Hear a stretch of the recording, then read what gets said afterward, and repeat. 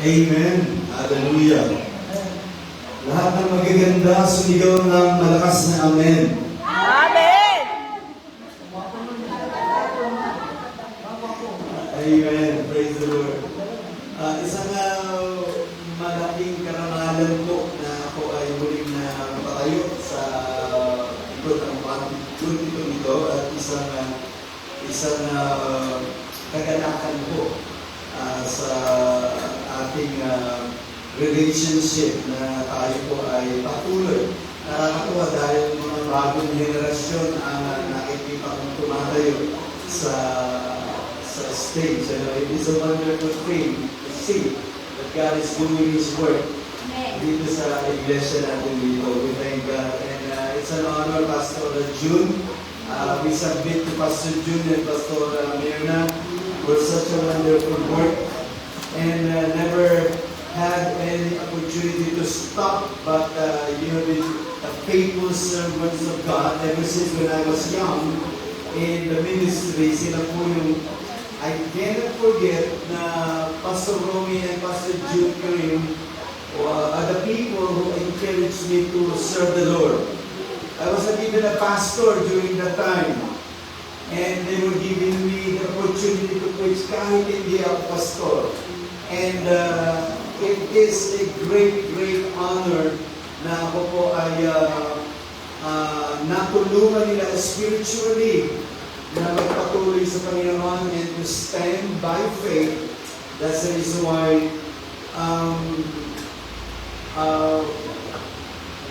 nung inimbita ako ni Pastor Amir na I heard your voice dahil napakaraming demands, maraming bisita sa Mount Moriah, Maine.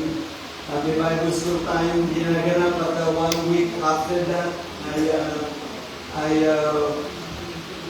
it has been a very busy time. At least po yung aking pag-uwi dito ay 2 weeks lang. So, and yet, I heard the voice of our beloved Pastora. Siya, pwede lang dumalaw. I know hindi kayo nagmamakaawa, but that is just a request of a relationship. And I thank God for that. And salamat po sa Panginoon dahil ako ay nandito. So, without any other things, gusto ko pong mag-share ng aking puso tungkol sa ating tema, refocus. Napakaraming nakakalito, napakaraming naglalayo sa atin sa paglakad bilang mananampalataya. And it is very timely that this message is about to be delivered in every churches that we have. Refocus. Say to the person next to you, kapatid, mag-refocus tayo. Kapatid, mag-refocus tayo. Kapatid, mag-refocus tayo. And it is timely. I still remember Pastor Mirna and Pastor June, when I was young in the ministry, I still remember na naging workers po ako ng church. Mount Zion po ang pangalan noon. And I was so young in the ministry, though I grew up as a Christian, and yet I belong to workers po ng church doon sa Mount Zion. But there was a time na kami mga workers noon ay nagsasama-sama at kami pumupunta sa shopping center diyan sa Bikutan SM.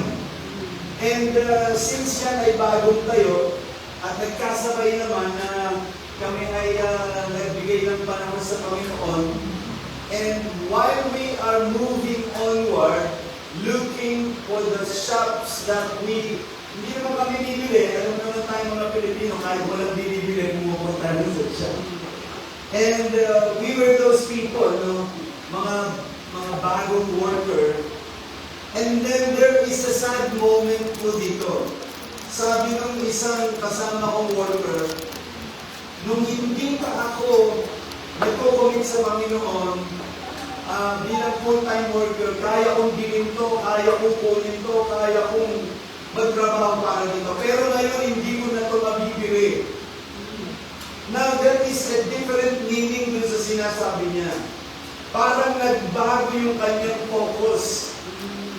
kadadalaw niya doon sa shopping center, nabago yung kanyang focus. Sabi niya, hindi na ako magpapatuloy sa gawain. I just have to resign and go to my previous work. Ang sanglibutan nito ay nakakapag-araw ng ating focus sa paglakad patungo sa gawain at layunin ng Panginoon sa ating buhay. Now, I'm not saying na masasama lahat ang nasa paligid natin, but there must be something that we need to decide na hindi tayo dapat ma-out of focus sa panawagan ng Panginoon sa atin. Amen. So, ang ating buhay bilang Kristiyano ay nire-require ng Panginoon na magkaroon ng patuloy na pag-a-adjust ng ating pananaw sa pananampalataya. Ang ating mata ay dapat nakatingin lamang sa iisang direksyon. Ang sumunod sa Panginoon, kahit maraming nagsumisigaw sa kapaligiran natin, kami ang sundin mo, kami ang puntahan mo. This is the reason why the message from Hebrews chapter 12 is very important. And let me just read you this text. And the author of the Hebrews says, therefore, we also, since we are surrounded by so great a crowd of witnesses, let us lay aside every weight and the sin which so easily ensnares us, and let us run with endurance the race that is set before us, looking unto Jesus, the author and the finisher of our faith. Ang pangangailangan ng pagbalik ng ating paningin sa Panginoong Hesus lamang. Napakaraming nangaagaw ng ating focus. Ang buhay natin ay dapat iisa lamang. Bilang mananampalataya, ang ating paningin ay dapat nakatuon lamang sa Panginoong Hesus. Can I hear amen? Amen. Look unto Jesus. This is a very powerful message. This is something na dapat natin huwag pabayaang kalimutan. Makalimutan. Look unto Jesus. This is the command of the passage. Ang sinasabi ng author ay try harder. Hindi po try harder not to be focused, but try harder to focus. Hindi lang gano'n kababaw. The Christian life is sustained not by our strength alone, but by the continual fixing our eyes on Christ. Tuloy-tuloy po ang pagtingin natin, ang pag-focus ng ating mga mata sa Panginoong Hesus lamang. Now, the point is that refocus our eyes to remember the witnesses around us. Alam niyo po, pagka hindi tayo nag-focus sa Panginoon,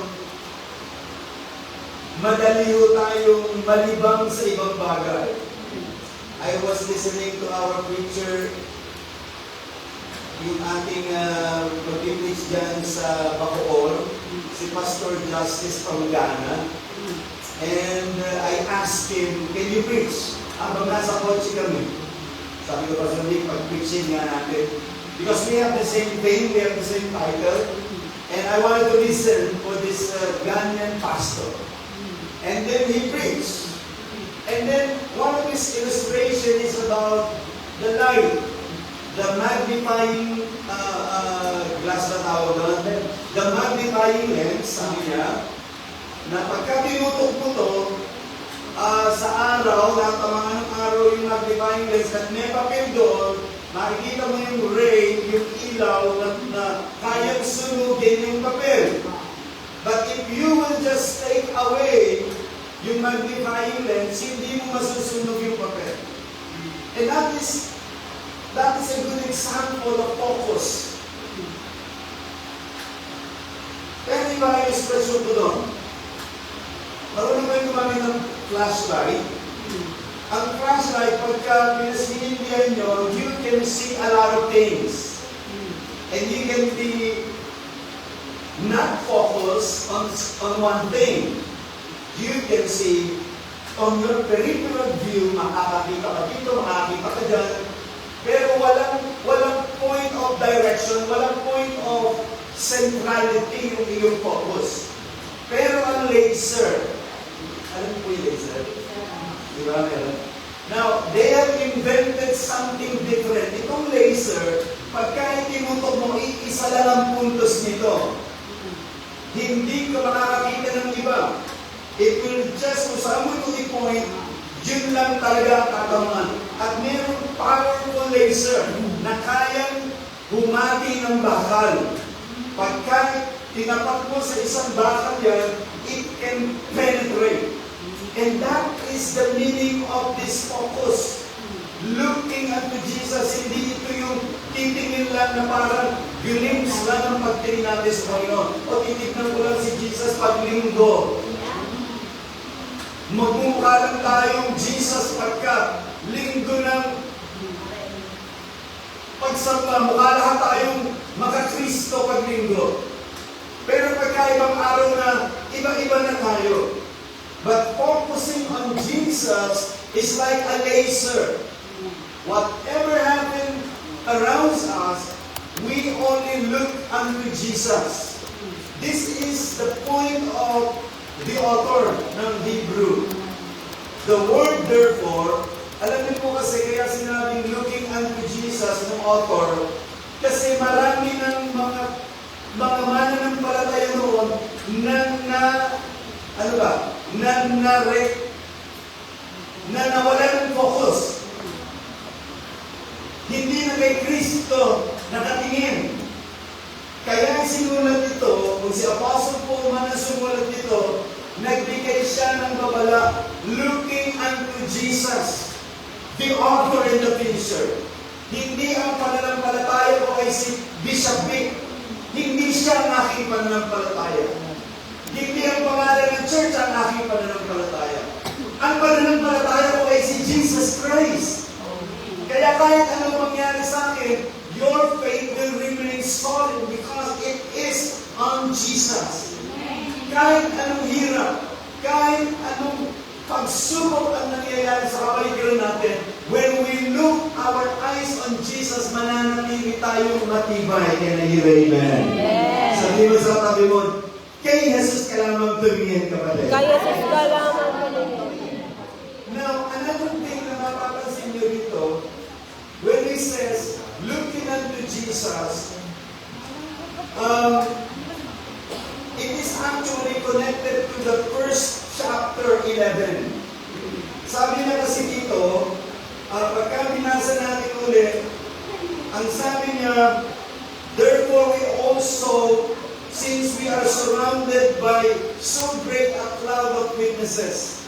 Alam niyo po, marami kasi noon na ang mga kapatiran noon tayo ng Hebrew, maraming namatay, maraming pinersecute, maraming pinugutan ng ulo, maraming pinarusahan, and yet, they still stand on their ground, looking and worshiping and honoring Jesus in their lives. Hindi nagbago ang kanilang pagtingin sa Panginoon. At sila ay pinupuri ng Biblia in chapter 11. Kaya sabi doon, sabi niya, in so many clouds of witnesses. Hindi tayo dapat panghinaan ng loob kasi yung unang panahon, pinatunayan nila na ang pagtingin natin sa Panginoon ay magpapatunay na kaya rin natin tumingin sa Panginoon kahit may pagsubok. Can I hear amen? Amen. Kahit dumadaan ka sa pagsubok, kung sila ay nanagumpay noon sa maraming pagsubok sa buhay na nakatingin kay Jesus at sila ay namatay dahil sa kanilang pananampalatayang nakatingin sa Panginoon, kaya rin natin gawin ito ngayon. Amen. And this message is not only for them. Kaya sabi dito, crowds of witnesses, namatay sila na nakatingin pa rin sa Panginoon. How about you today? Meron ka bang problema? Meron ka bang pagsubok? Meron ka bang ipinapanalangin na hindi pa dumadating? Kamusta na ang iyong tinitignan? Pagka hindi na dumadating yung iyong pinapanalangin, saan ka na bumabaling? That is the point. Kaya sinabi niya, looking unto Jesus, the author and the finisher of our faith. Minsan kasi, pag dumadating na maraming bagyo at unos sa buhay natin, napapalingon na tayo. And this is what the Bible is telling us. Refocus our eyes. Yes, I know sometimes nawawala ang ating paningin sa Panginoon, lalo na pagka may problema tayo sa mga kapatiran. Lalo na pagka may problema tayo sa ating asawa at mga anak. Ang nakikita na lang natin ay yung mga problemang dumadating at nawawala na yung paningin natin sa Panginoong Jesus. Is this who you are today? I hope no one in this church is like that. Kung meron man, pwede natin ibalik muli ang ating paningin sa Panginoong Jesus. Hindi nawawala ang bagyo at unos sa buhay, but let us refocus our eyes, kasi kung nagtagumpay sila noon, na nanatili ang kanilang paningin sa Panginoong Jesus, we can also have that kind of victory sa ating buhay. Sabihin sa atin, magtatagumpay ka rin, kapatid. Tatagumpay ka rin, kapatid. Hallelujah. So, refocus by remembering the witnesses around us. Alam mo na nakakatuwa, Pastor Ramiro na, nakakatuwa kayo. Alam niyo kung bakit? Pwede na kayong gumibab eh. Pwede nang gumibab si Pastor June. Kailangan ko pa itong mga kabataan. They are strong. But, habang tinitignan ko si Pastor June, hindi ako nangihina. Lalo akong lumalakas. Kasi every time, makakausapin mo siya, kahit pagka pinilit mo siyang magsalita, great man of God pa rin yung sinasabi. Kung saan ba mangyayari yan, maaaring iiyakan ka na lang ng iyak ng kawalan ng pananampalataya. Pero kakaiba kayo eh. Napakapalad ng Diyos na ito kasi meron pa yung mga pastor na sa kabila ng pagsubok, nakatingin pa rin sa Panginoon Jesus. Palakpakan natin ang Panginoon. Palakpak tayo sa Panginoon. Amen. So, kung sila ay nagtatagumpay sa kanilang pananampalataya at nakakapagsalita pa ng encouragement sa mga malalakas na katulad natin, how much more we are na kailangan natin laging ibalik. Tingin ko naman kay Pastor Ramiro na kung hindi sila nakatingin sa Panginoong Jesus, matagal na silang tumigil. At alam ko, ganun ka rin. Maaring kung hindi ka nakatingin sa Panginoon, wala ka rito ngayon. Amen. And praise God, kasi ang ating paningin ay nasa Panginoong Jesus pa rin. Nakatuwa si panganay niyo, Pastor Ramiro. At inulit niya pa sa akin na, ay, ikaw nagkasal sa akin. At naalala niya ba yung sinabi ko? Ang tagal na nun, naka-anim na siya eh. Naka-anim na blessing na siya. At yung sinabi ko nung mga panahon na yun, ay naaalala niya pa, sabi ko, sinabi ko ba yun? But, as I listened to her, I was so encouraged kasi of all the problems na narinig ko lang, still, mas marami pa yung tungkol sa pananampalataya niya sa Diyos. And that is so encouraging. Yung kanyang mata ng pananampalataya ay nakatuon pa rin sa sa author ng pananampalataya at tagumpay. Ito ang hinahanap ng langit. Ito ang inaasahan ng langit na masasabi ng bawat miyembro ng iglesia that each time we come up to a big or small challenges in life, we can still say, I have faith in God. Amen. Amen? Kung sila'y nagtagumpay noon, mga pinarsecute, mga hindi nakakita ng tugon ng panalangin, and yet they can still say, I will still look my eyes on Jesus. Hallelujah. So, ang buhay nila noon, katulad ng buhay ng pastora at pastor, ay nagsasabi at dinideclare nyo that God is faithful even when circumstances are difficult.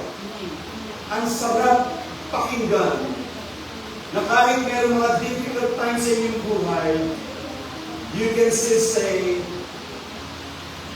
thank you, Lord. I have a brother-in-law. Itong brother-in-law ko, kilala ng ilan sa inyo, he's from United States, Filipino. Galing sila sa prayer meeting, sa powerful prayer meeting, malaki ang churches sa States. Overnight prayer meeting, and then after the overnight prayer meeting, uwi sila ng umaga, magkakasama sila sa kotse. Si Pastor Dave, yung kanyang asawang nag-drive, yung kanyang isa-isang dalagang anak na around 17 years old, 16 years old, at yung kanyang biyanan. Uwi sila sa kanilang bahay sa California, sa San Diego, California. And then suddenly, of all the time na sila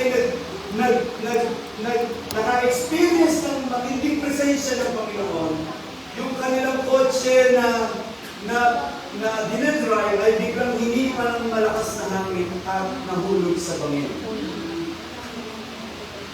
And it drops to that cliff, and automatically, patay yung kanyang anak na babae. Namatay din yung kanyang biyanan. At yung kanyang asawa ay nabaling yung leeg. At si Pastor Dave, walang kasugat-sugat. Now the point, galing sila sa prayer meeting. Galing sila sa malakas at maapoy na mananampalataya. Nangyari itong mga bagay nila. Now, in short, in the funeral service, lumapit yung iisa niya, at dalawa lang kasi anak niya. Sa babae at sa lalaki, which is pamangkin ko in my wife's side, nandun kami, tinanong siya ng panganay na anak, pangalan niya si DJ, sabi niya, Dad, how can you explain that? You've been serving the Lord. You've been praying every morning, early in the morning, without absent, every day. Why? Sabi ni Pastor Dave, with tears in his eyes, I don't know. I cannot explain. But I will still believe that God is in control. Amen. And then his son was so hurt. And he backslid. The backslide siya. Kasi ganun lang yung Diyos. And as the days passed by, years passed by, namatay itong panganay.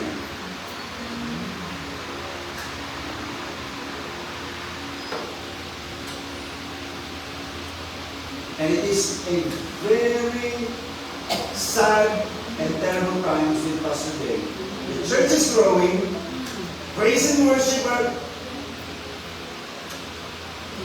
excellent praise and worship. People have been managed in a very powerful way the church. But the death of his eldest son almost destroyed him.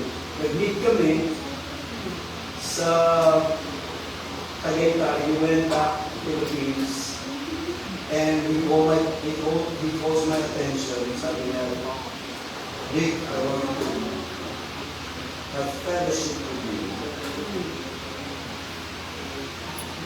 Hindi sabi niya sa akin, alam mo, after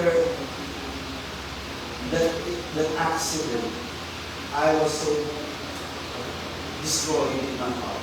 But I still believe that God is in control. But this time, Vic, my son has died. Ayoko na mag-preach. Ayoko na mag-fellowship sa mga pastor. I am hurt. Pero alam mo, nalaban niya ako sa kaibigan. Alam mo, pastor, hindi ko maintindihan. Hindi mawala ang pananampalataya mo sa Panginoon. Something that I remember and will remember, that declaration of his faith in Christ. Namatay yung kanyang anak, namatay yung kanyang isa pang anak, and finally, pag umiyak, namatay yung kanyang apo.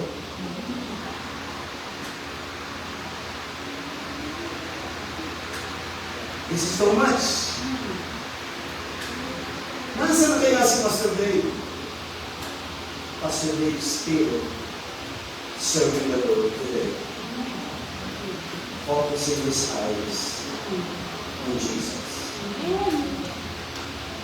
Maaaring ikaw ay nasa matinding pagsubok. And these troubles in life are trying to pull you away from looking unto Jesus. But let me simply with you, kung sila ay nakapagtagumpay, na hindi nila inalis ang kanilang paningin sa Panginoon, we can also do that.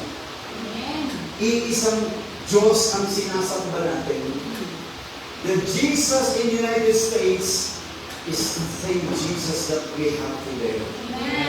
Kaya kanyang tulungan sa pinakamabigat na pagsubok na hinaharap mo sa buhay. Can I hear amen? Huwag nating aalisin ang ating paningin sa Panginoon. I'm not saying na hindi ka na dapat masaktan. I am not saying na pagka nagtatanong ka at ikaw ay nagkaroon ng ganong mga problema, ikaw ay nagkakasala na. No, God will never ever condemn you. God will help you pass through this difficult time. The question is, am I looking at my difficulties more than I am looking at God's faithfulness? Kapatid, tignan pa rin natin ang faithfulness ng Panginoon. Sabihin sa tabi mo, kapatid, faithful pa rin si Lord sa'yo. Faithful pa rin si Lord sa'yo. The second thing that we can see here is that, sabi niya, let us lay aside every weight and the sin which so easily ensnares us. Alam mo, ang isang nakakapag-alis sa atin sa ating focus sa Panginoon, yung mga kasalanan, yung mga inihahantad ng kaaway sa atin. Alam niyo, when somebody will run the race, wala pa ako nakitang tumatakbo sa racetrack na mayroong daladalang backpack. Maliban na kung ikaw ay military na nilahal ng backpack. It's still difficult. However, doon sa racetrack, kung pwede na nga lang walang suot they will do that. Yung pinakamanipis na suot, isusuot nila because they must run live. Dapat magaan. Dapat nakatali yung sintas na maayos kasi pag takbo mo, baka mahalagid yung paa mo. That is what the mind of this author is saying. Let us set aside yung lahat ng nagpapabagal sa ating pagtakbo. I don't know kung ano nagpapabagal sa iyong pagtakbo bilang mananampalataya. I don't know. Maraming ang cellphone mo, maraming ang series na pinapanood mo, maraming ang pagkain na nagpapabawal sa iyo. I don't know. But there is something na nagpapabagal sa iyong paglakad sa Panginoon. And what God requires in this particular text is that, sabi niya, set aside. Maraming Kristiyano hindi tumitibay at tumalago kasi ayaw iwan yung mga bagay na pinaalis ng Panginoon sa kanila. I cannot judge you, I'm not a judge, but you can judge yourself. Alam niyo po, yung pangyayari sa aking buhay, sabi ko kay Pastor na sa Norway, because we have 5 churches in Norway. Hindi yan pagyayabang, pero pagmamalaki yan sa Panginoon. Praise God, pinagkatiwalaan tayo. And I've been moving around sa 5 churches na yan, plus ang ating church sa Spain, you have to go there, kailangan mong bisitahin. Ang hindi lang natin ibisita, yung church natin sa China. The point is that, ang daming trabaho. I love Philippines. I love Filipinos. Sabihin sa tabi mo, kapatid Pilipino ako, mahal mo ba ako? Now, since most of the members ng churches natin ay Filipino, I'm so concerned about Philippines. Alam nyo, bilang pastor, ay masyado ako concerned dito sa nangyayari sa Senate natin, sa Congress natin, sa pera natin, yung mga mali-maliit ang pinag-uusapan, mga palit-palit ng position sa government. Alam niyo po, nanonood ako nito. To be honest, I felt so angry. I felt so destroyed. I felt so frustrated. Kasi, Pilipino ako, hindi naman ako Norwegian citizen, and I've been teaching righteousness, we've been teaching the true holiness, and then when I see that Philippines is being destroyed by corruption, then my heart is bleeding. But, alam niyo po ba, nakapag-istorbo na ito ng aking paglakad sa Panginoon. Galit na po ako eh. Sabi ko, ano ba, ginagawa ko ano. And then one day, sabi ko, pasarana, ayoko muna mag-preach. Kasi naging na nakita ko sa nangyayari sa Pilipinas. Now, the point is, ito yung mga bagay na pagka minsan nakakahadlang sa atin. At sabi ko, Lord, please give me rest, give me peace. Ito na yung umiikot kasi sa lahat ng mga Pilipino doon, puro yun ang usapan. Malapit kami sa The Hague, di ba? Isang lipat lang, nandun na kami at maraming mga miyembro natin na nakikipag-rally doon. So I cannot avoid hearing from them. Maraming mga kampirito, kapidyan, and so on and so forth. So bilang pastor, I'm so concerned. However, it drives me away from looking and listening to the call that I have from the Lord. Nagkakatuloy pala yan eh. Kaya sabi ko, Lord, forgive me. Ayoko nang madamay dito. Meron kang assignment na pinagagawa sa akin. I don't want to get involved dito sa ganitong mga usapin. And one thing na i-direct sa akin ng Holy Spirit is that you just have to pray. Ano sabi ng Romans? Pray for the governing bodies in your place. Pag-pray mo na lang ang mga tagapanguna. Hindi ko sinasabi sa iyo na makipag-debate ka at isolve mo ang problema ng Pilipinas. I am tempted to write, makisama na dun sa chat group, makibahagi na at makipag-rally na doon sa mga makaano at makaano. And I was distracted. Ito ang pinag-iingatan sa atin ng Panginoon. Let us not be, I don't know kung ano ang nakaka-distract sa inyong paglakad. Is it because your sister or your brother? Is it because your finances? Is it because your friends? Is it because your classmates or co-workers? I don't know. Pero ang sabi ng Panginoon sa Hebrew, lahat ng nakakapagpabagal sa atin, nakakapagpahinto sa ating mga pagtakbo para maabot natin ang pinaabot ng Panginoon. Iwan nyo na to. Sabihin sa atin, iwan mo na kapitbahay mo. Iwan mo na.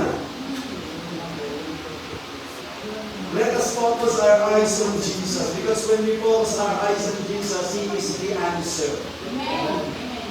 There is a song that says, Jesus is the answer for the world today. Nakalimutan ko yung sunod. Tagal na kasi nun eh. Pero meron pa rin isang kanta na kinakanta ng mga Assemblies of God. Christ is the answer to all my longing. Christ is the answer to all my needs. Savior baptizer, the great decision. Diba? So, this is something that we need to do. Tumingin sa Panginoon. I-magnify ang Panginoon. Kasi sabi niya nga I am the way, the truth, and the life. Hindi ko kayang isolve ang problema ng kapitbahay ko. I can be angry at my neighbor. I can be angry at my employer. But I am not the one to solve that problem. It is looking unto Jesus. He has all the answer. Can I hear amen? Amen. We can have the answer coming from Christ. Kaya sinasabi niya dito na tumingin kayo kay Jesus Christ. He is the answer to all our needs. Hindi yung katalinuhan ko, hindi yung kayamanan ko ang magsosolve sa problema ng buhay. Kundi ang magsosolve dito ay when I look my eyes upon the Lord Jesus Christ. Alisin natin yung istorbo sa ating mga mata. Nang makita natin na mas malinaw pa ang buhay ng Panginoong Jesus. Because when I look my eyes upon Jesus, I will learn how to live a life that is pleasing to our Father in heaven. How about unhealthy priorities? Baka ito nagpapaablang sa iyong pagtingin sa Panginoon.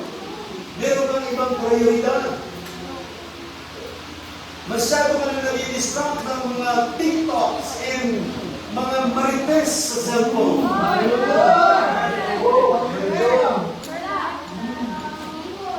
Masyado ka na nagbababad sa mga series ng Korean. O masyado ka na nakaka-attract sa mga concert ng mga Koreans. Meron akong marites sa inyo.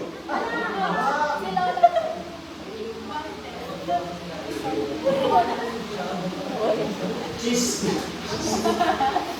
Marites lang po yun. I can't imagine to. Nagdagdagaan kayo ng mga project.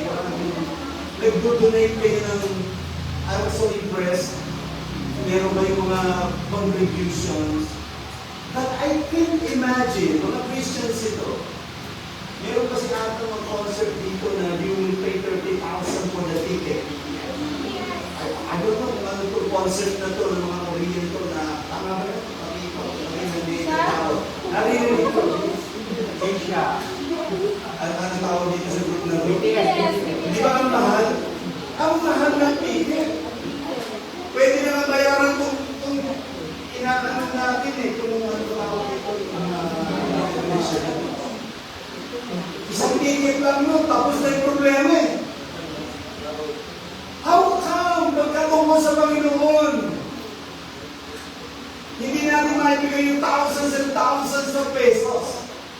Pero sa mga Korean na nagsasayaw lang at nagkakagat ng ulo at maputi-maputi lang, kaya natin magbayad ng napakamahal.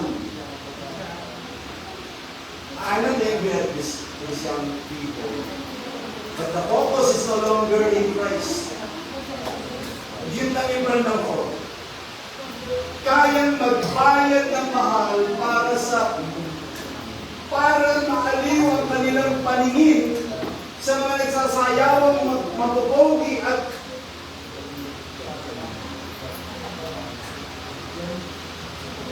you are the judge of these things. But I believe dapat ibaling natin ang ating paningin sa Panginoon. Kaya amen. Iwasan ang kasalanan dahil ang mga kasalanan ito ay nagpapabagal sa ating pagtakbo. And finally, refocus our eyes by running with endurance. Ano sabi niya? Let us run with endurance the race that is set before us. Mga kapatid, The Christian life is described as a race. Alam niyo po, the Greek word for race gives us the idea of a struggle requiring commitment and perseverance. Meron tayong takbuhin. Salamat po, Pastor. I will always say that. Salamat po, Pastor June. I will always say that again and again. Mahirap tumakbo. But praise God, tumatakbo pa rin kayo.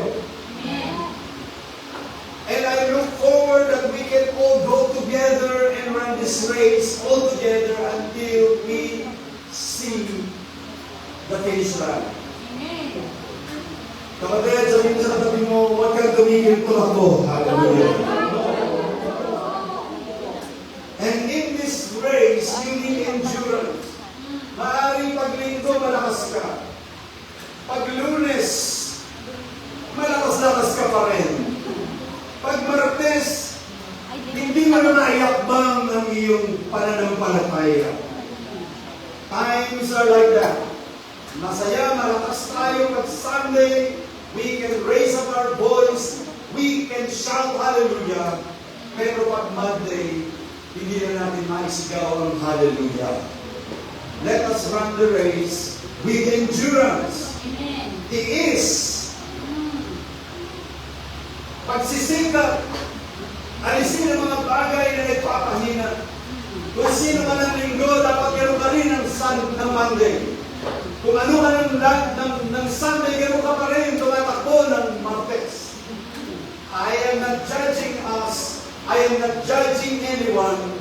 But there are times may mga nagpapahina sa atin. But let us continue. Masakit sometimes. Struggles are so strong. But the encouragement of the word says, run the race. Amen. Endure. Now, of course, being a Christian, we need to enjoy, but we cannot avoid to endure. And sometimes, endure. Nasusugatan tayo. To be honest, and I want you to be honest, nasugatan ka na ba bilang mananampalataya? Nasa mga? Okay. Meron ka na bang sa pagtakbo mo bilang mananampalataya, nasaktan ka na ba? That is part of the race. But habang nasasaktan ka, lalo kang tumitibay. Habang nasasaktan ka, wala kang iniisip na tumigil, kundi tumakbo hanggang sa makita mo ang finish line.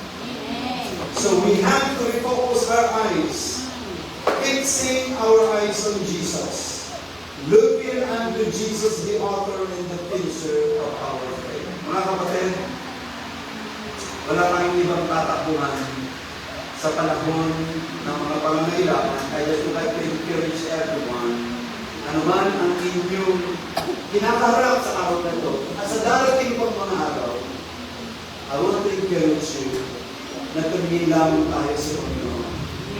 And finally, last illustration that I would like to give you is when Jesus was on the boat, or was walking on the water. It is the usual illustration, di ba ba?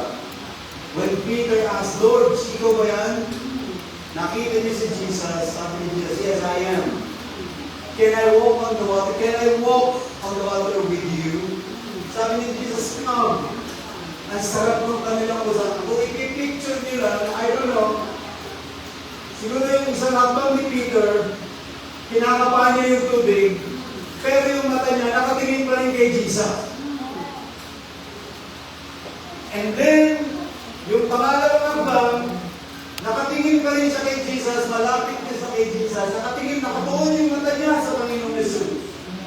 Until the time na malapit na siya sa Panginoong Jesus, hindi niya inaalis ang kanyang mata sa Panginoon. He was so excited, and yet, finally, the storm came. May alon sa gilid, may alon sa kabila, and then, his eyes were no longer unto Jesus.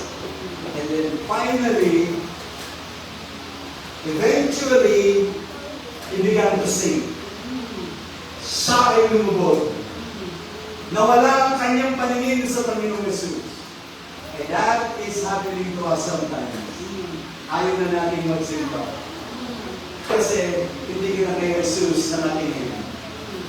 Doon na sa kapatid mo na nagkamali sa'yo. Hindi ka na makapagtaas ng kamay. Kasi hindi ka na nakatingin sa Panginoong Yesus. Nakatingin ka na sa problema ng iyong kapitbahay. There are so many distractions in life. Kapatid, ayaw ng Panginoon na maging malungkot kang mananampalataya. The only way to be a joyful and strong Christian is that when you look your eyes unto Jesus. But even then, mga minamahal ko, before I pray and close this message, even then, kahit lumubog ka, at nakita ng Panginoon na lumulubog ka, ang hinihiling niya lang sa'yo, ibalik mo ang paningin mo sa Kanya. Hindi ka niya i-condemn kung lumulubog ka. Ang inaantay niya lang sa'yo ay ibalik mo ang paningin mo sa Kanya. He knows your trials and struggles in life. And He has no shadow of condemning you and anyone else.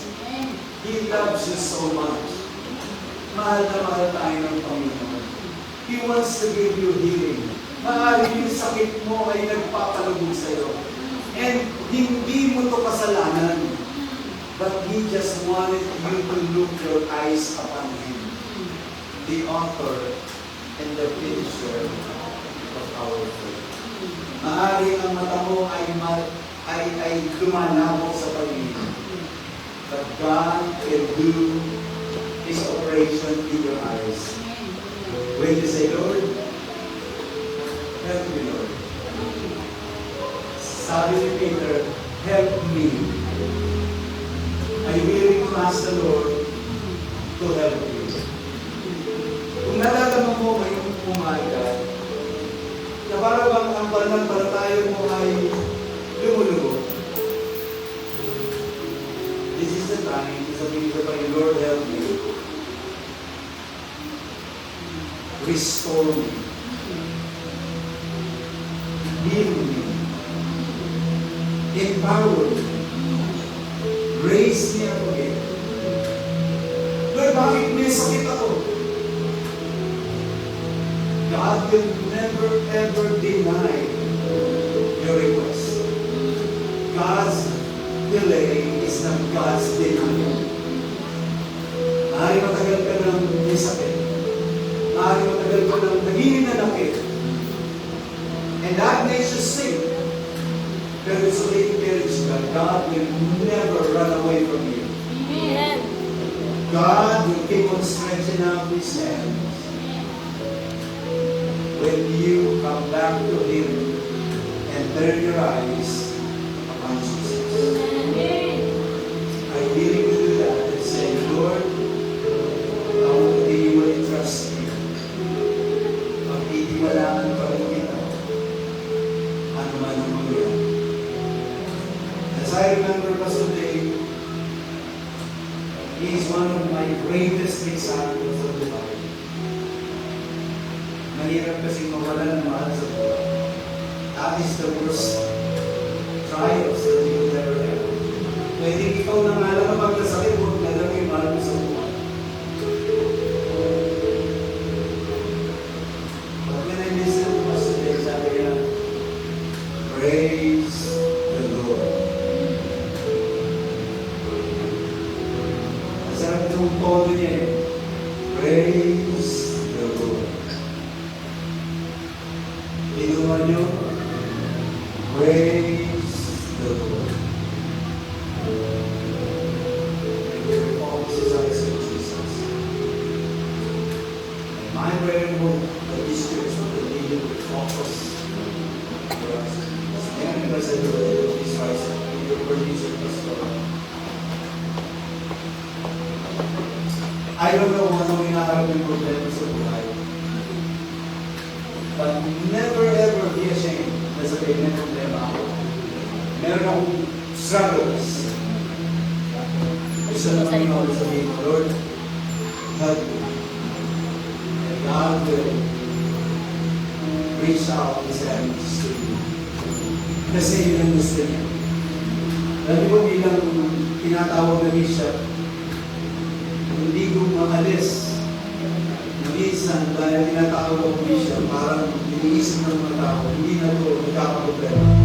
That is not true. There are many times in my life, sinasabi ko, Lord, I need your help. I'm tired. Hindi ko kaya ang ugali ng mga tao. They don't like me. There are times na sasabihin ba ng tao, I don't like you, especially in our room. They were so direct. I don't like you. I don't like your picture. And I don't like you calling me Mr. or Miss. I have no gender. It's not easy. Kaya encouragement ko sa mga pastors natin na nakakawin sa Bible School. Make sure you are called to be a pastor. Because you cannot take the pain and the hurt, you will not survive without the help of Christ. Kaya sabi niya, look unto Jesus. As we close our eyes, let's just pray to all of you. Panginoon, I don't know what is happening sa puso ng aking mga mahal na kapatid na nandito. They have their own individual challenges. Dalangin ko po, Panginoon, na patuloy niyo po silang tulungan at iaabot niyo ang inyong mga kamay sa kanila, Panginoon. At the time na sila ay nahihirapan, I pray for your supernatural help. Amen. At iahon niyo po ang aking mga mahal na kapatid dito sa pananampalataya at maibalik sila, Panginoon, sa inyong presensya. I pray for Pastor Jude. Bless him more than what they expect. Amen. That the anointing of God raise him up in a supernatural way. I pray in Jesus' name for Pastor Mirna. Lord, continue to supply her with the strength that she needs. Bless her, O God. Amen. Bless her more than what she expects. Let your presence, O Lord God, reside in her innermost being. Amen. That she may see, that she may know, that she may feel that you have never left her and her family. I pray for your supernatural blessing upon her life and miracle. And the rest of her children and grandchildren, bless them in your name. And this church, O Lord God, will be so attractive to the world that your name will be magnified, will be praised in this place. Amen. Lord, maraming salamat. Pag-alain niyo po ang lahat ng aking mga kapatid mula sa bata hanggang sa pinakamatanda sa building na ito, Panginoon. Let your presence, O Lord God, continue to saturate the heart of each people in this house. I give you the highest honor and the highest praise. Thank you for bringing me in this place with your love and with your grace. In Jesus' name. Every people of God say amen. God bless you. Thank you so much. Amen.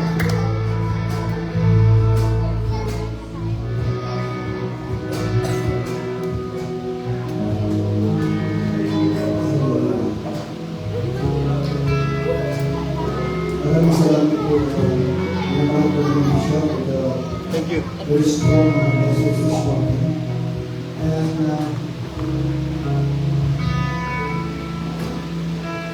pakisabi sa katabi mo, ihanda mo ang puso mo ngayon. Kasi you're taking the most important part sa paggawain mo sa kanina. Kung saan ay this is the blood covenant of our Lord Jesus Christ. This is not just a symbol, but it is the act of God to save us and to cleanse us from all unrighteousness. Ito'y tayo po'y kumakain at uminom po ng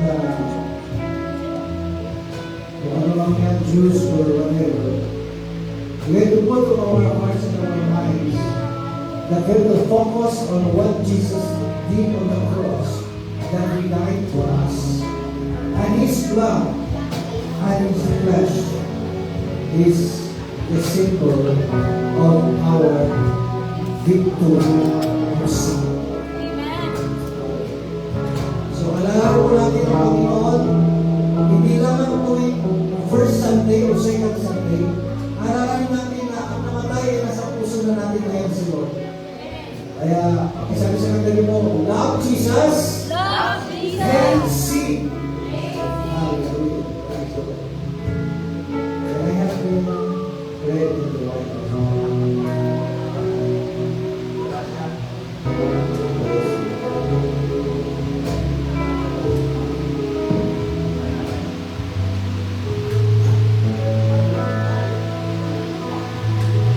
Let me read you the passage of 1 Corinthians chapter 11, verse 23.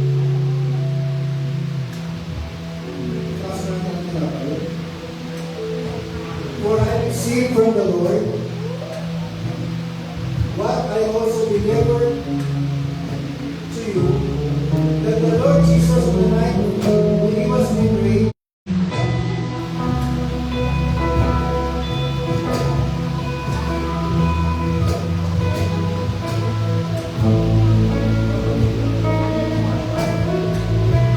in the same way,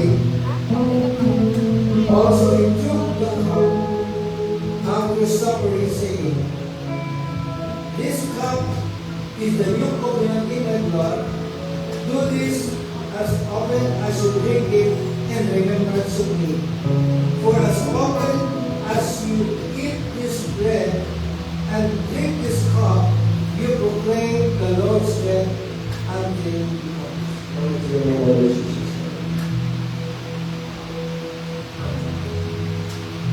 Father, we thank you, Lord, for giving us your Son. And we glorify you, Lord Jesus, for the Holy Spirit that came to us. That you give us this opportunity, Lord, to put our remembrance that you died on the cross. And your blood cleanses us from all unrighteousness. But thank you, Father, that you give us the victory over sin because the blood covenant was given to us. Father, whatever sicknesses that we have, whatever problems, Lord, by the blood of Jesus, Lord, you have to cleanse everything, Lord God, and we walk according to your Spirit, Father. Thank you for the message we receive right now. Help us, Lord, to look unto Jesus alone and no one else. In Jesus' mighty name, and by the power of the Holy Spirit, all the children of God will say, Amen. Glory to God. Hallelujah. Praise God.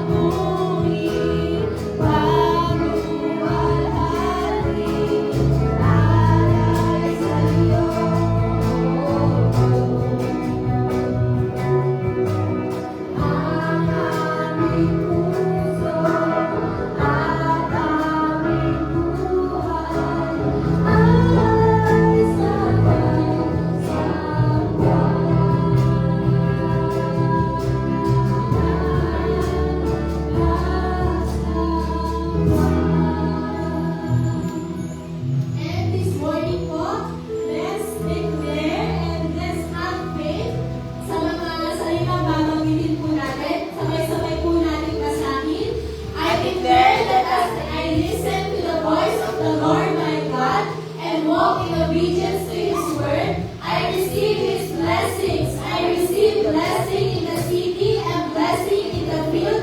I receive blessing where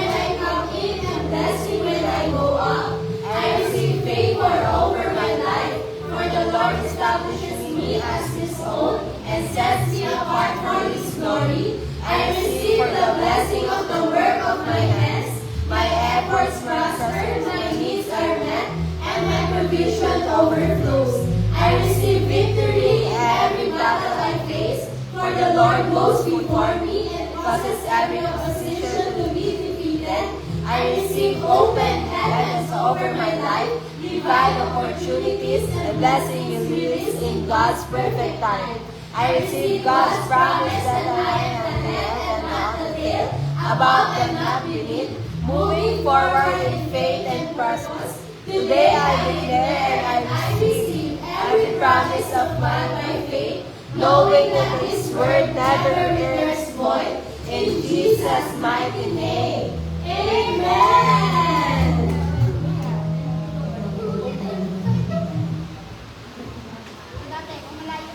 Lord,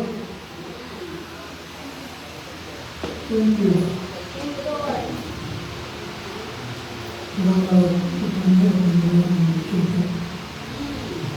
Lord,